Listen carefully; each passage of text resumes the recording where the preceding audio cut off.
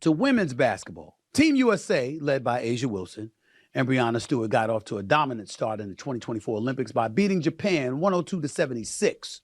But according to the Olympics official website, Team USA's win over Japan only drew 13,040 fans, which was the lowest attended game among the opening 6 matchups in group play. The Serbia versus Puerto Rico game was the second worst attended game, with 15,324 fans in attendance, while Spain and China had the largest crowd with 27,021 fans in the building. 4 of the 6 opening games drew over 20,000 fans. This had some observers wondering if the presence of Caitlin Clark and Angel Reese would have the stands packed for Team USA. Speaking to NBC's Mike Tirico, South Carolina coach Dawn Staley said Clark's chances of making the team would have been a lot higher if she and her fellow committee members were selecting the roster today rather than several weeks ago. Look at this quote here. Caitlin Clark is just a rookie in the WNBA. Wasn't playing bad, but wasn't playing like she's playing now.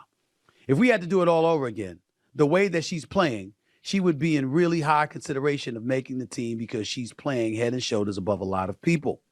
It's hard to argue the impact Clark has had on both ratings and attendance for the WNBA. And wins. This is something that I've said, y'all. And to buffer my point, take a look at this full screen, please. Not only did this year's WNBA All-Star Game set a record with 3.4 million viewers, an increase of over 300% from the 2023 game, but the top 12 WNBA broadcasts this season have all been fever games. Top 12. Do you see this? I'm going to let the clip play more, but do you see this? The top 12 WNBA broadcasts in 2024.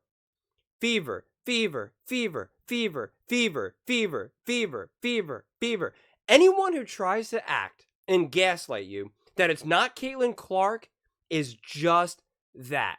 Gaslighting, they're liars, they're confused, they're haters, they're trolls, whatever, because it's as clear as day that it's Caitlin Clark, Caitlin Clark, Caitlin Clark. It's not that complicated, guys. This is literally elementary math. It's 1 + 1 = 2. We don't have to confuse it any more than that. On top of that, the Fever lead the WNBA in attendance at over 16,000 fans per game, over 4,000 more than the next closest team. So the next closest team, ladies and gentlemen, aren't even averaging 12,000 fans. But the Indiana Fever are averaging 16,000. The WNBA game, although it's growing in popularity, Olympic competition is Olympic competition. Nevertheless, for Team USA's game, rife with stars, expected to blow out their competition, they drew the worst crowd. Lowest attendance of the Olympics. Far be it for me to say it, but I'm going to say it anyway. Didn't I tell y'all? Where's everybody at now? It's about competition. It's about competition. It's about competition, right? Right? How does it feel, Team USA, to have 6 games, 4 of them drew over 20,000, and the one that didn't still drew 2,000 more than you? That means that outside of the 2,000 more than you, for the Puerto Rico game, I think it's Serbia, right?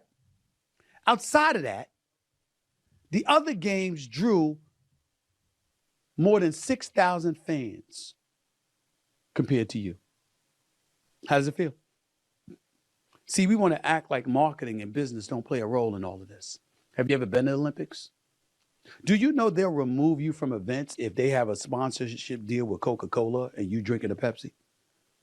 I would know. I've been to 2 of them.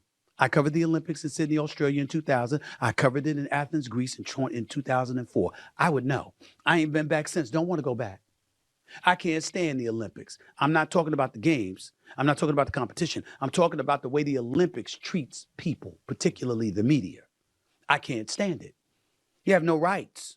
Everything's so restrictive because you're doing business with everybody and you're milking every penny for all it's worth, every chance you get.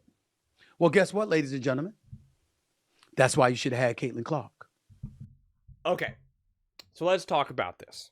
Because Caitlin Clark should have obviously been there from just a basketball perspective, okay? She is balling out.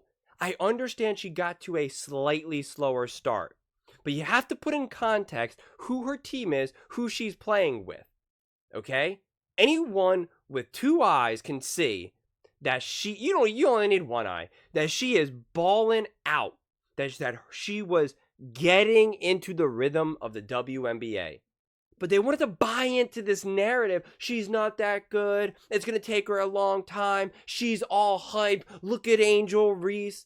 It's just nonsense on nonsense on nonsense. And when it's nonsense on nonsense on nonsense, we just keep getting nonsense. It's just not accurate. When you actually look at the numbers, when you actually look at her production, when you look at her assists, when you look at her points, when you look at how she's helping the Fever actually win games, you can see what she's doing. But the turnovers. It's just, we can't have an honest discussion around Caitlin Clark. That's just for on the court. And then look at the popularity aspect of it. Nobody cares. Nobody's watching these games. Nobody, as proof. If Caitlin Clark was there, the fans would be packed. We would all be watching. Caitlin Clark, before the Olympics, was just momentum. It was just going higher and higher and higher. It was absolute hysteria, which not only helps Caitlin Clark, but it helps women's basketball and women's sports as a whole. It's not just about Caitlin Clark. She brings eyeballs. Then they watch all these other games. They watch all these other players. It doesn't just benefit Caitlin Clark. That is the false narrative. People got to see the great All-Star game because Caitlin Clark brought eyeballs to the screen. It's that simple. And because of that, they got to see Enrique ball out. They got to see Angel Reese play great, get her double-double. They got to see Caitlin Clark play well. But now no one's watching the Olympics. You make your bed, this is what you get. And you know what's a real tragedy about all of this? Is we have a perfect example for the men's basketball for Team USA. Okay? Now we have the greats of LeBron James, Steph Curry, KD playing together, and that alone people are excited to see, right? They're like, oh, we get to see Steph, and we get to see LeBron, and can they capture the gold, and KD. And it's been great basketball. It's just been really awesome. If you're a fan of basketball, and if you've been watching these players for years and years and years like I have, it's really excited to see them together. It's just fun. It's just like visually, you're just like, this is crazy. But you know what's actually been a real engine of Team USA, of the storyline, of what's fun to watch, is Ant being that young, being that youthful, that energetic youth, that energy that he brings. To see him play with KD, LeBron, KD being his idol, his favorite player of all time, who he looks up to, seeing them check in together, seeing KD throw up a pass for Ant. Those storylines, those moments are iconic and are so exciting. And when Team USA clearly has that game won, to see Ant and KD kind of go back and forth is just amazing. It's box office. It's entertainment. At the end of the day, this is about entertainment. That's why these sports exist, for entertainment. It's not just about winning. It's just not. It's about entertainment. Without entertainment, you get nothing. No one watches, so you get no money. And then it's not on TV. No one goes to the games. It has to be entertaining. And that's what Team USA has. Not only are they winning, but it's also entertaining. So even when they're up by 20, watching KD and Ant play is amazing. A lot of us are watching. We get to see the joy and we get to experience it through Anthony Edwards' eyes. And it's awesome. Then we get to sit at home and dream, wouldn't that be so cool if we got to play with KD, if we got to play with LeBron? When we watch LeBron and Steph play together, you don't get that because you're watching two bona fide superstars, established superstars, Hall of Famers. Anthony Edwards is on the uprise. So it's a lot easier for us to kind of see ourselves through Anthony Edwards of like, he's just a kid out there. He's playing with his idols. He's playing with legends. This is so awesome. It's so joyful. It's exciting. It's just energetic. It's contagious. It's just a great story. And they keep talking about it. You can hear them keep mentioning it on all the broadcasts. That's what Caitlin Clark could have had this year. We would have been able to see everything through Caitlin's eyes, through her youthful eyes, through her energy, her playing alongside the legends of the WNBA, and her bawling out, because that's what she would have done. She would have absolutely played great in the Olympics, no ifs, ands, or buts. Save me with that nonsense that she wouldn't have been able to compete, because it's just that, nonsense. We were robbed of entertainment. And that's all that matters here is entertainment. Like I said, it's entertainment. And we were robbed of entertainment, of great stories, of great basketball, of great passes from Caitlin Clark to Sabrina to Asia Wilson. Just awesome moments that we would have had.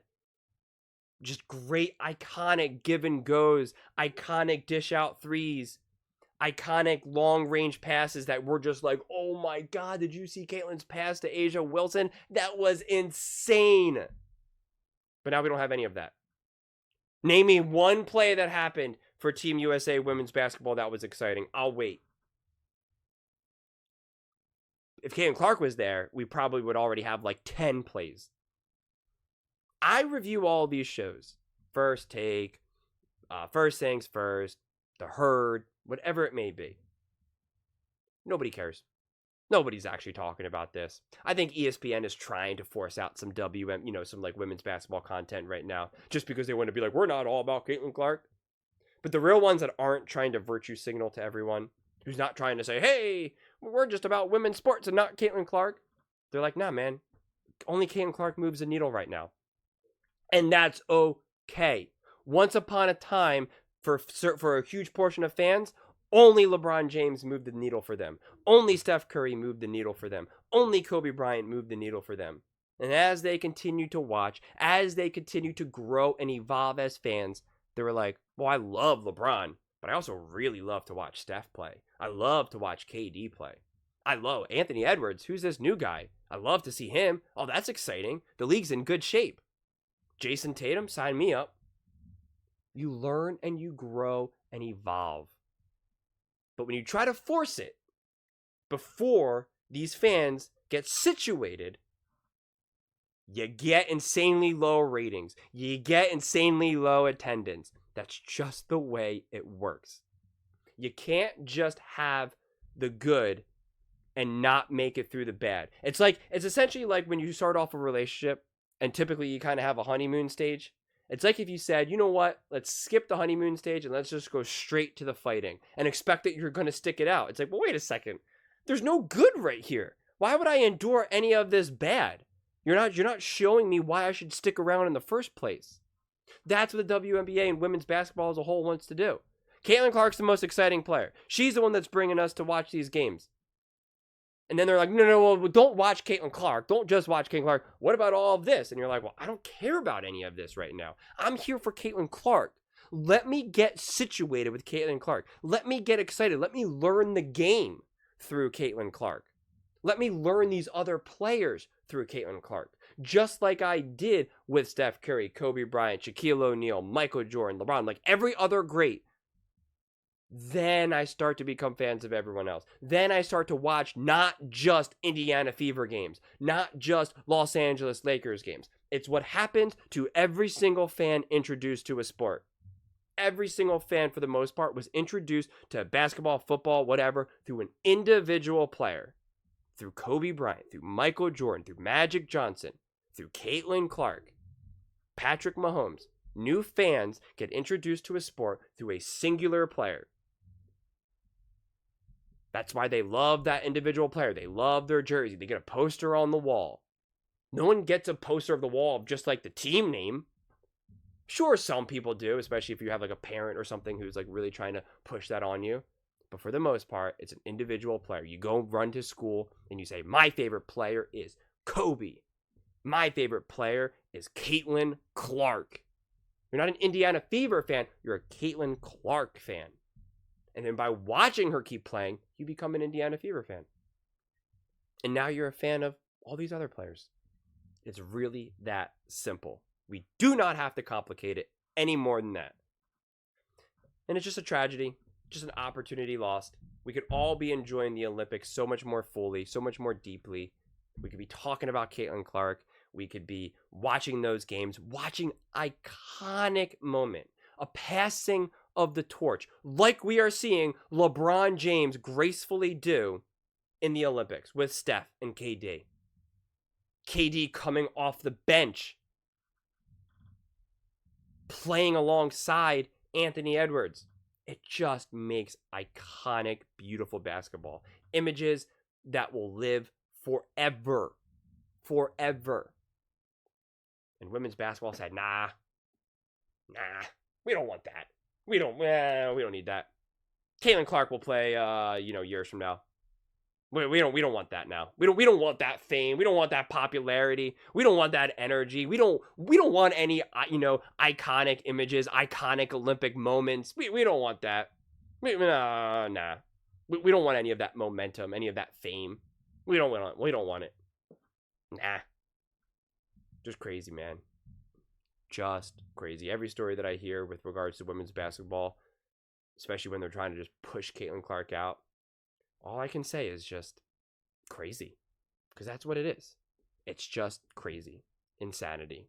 Absurdity. Whatever word we want to use, it's negative. And that is the tragedy. And that is the point, because it need not be.